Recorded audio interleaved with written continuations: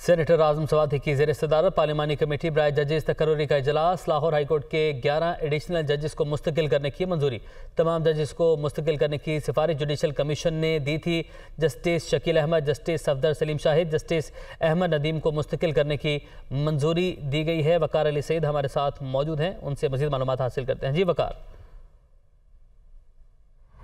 जी बिल्कुल, आज पार्लियामेंट की जो पार्लिमानी कमेटी बराए जजेस तकर्री का अहम इजलास हुआ, जिसमें सेनेटर आजम सवाती, फारूक एच नाइक, वज़ीर दाखिला राना सनाउल्लाह और सरफराज बुगटी जो है वो शरीक हुए। और जो 11 एडिशनल जजेस हैं जो जुडिशल कौंसिल की जानिब से जो नाम जो है वो पार्लिमानी कमेटी के बजाए गए थे, उनको मुस्तकिल करने की जो है वो मंजूरी दे दी गई है।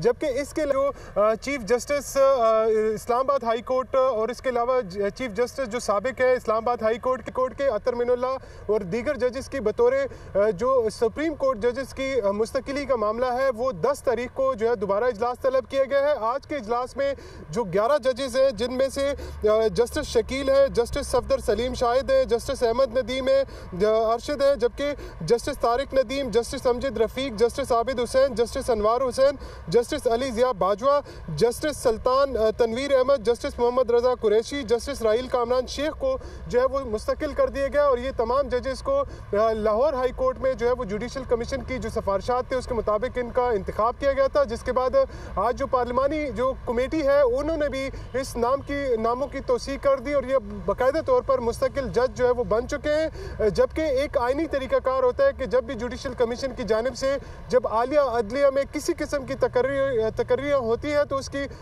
पार्लिमानी कमेटी से उनकी मंजूरी जो है वो ली जानी ज़रूरी होती है।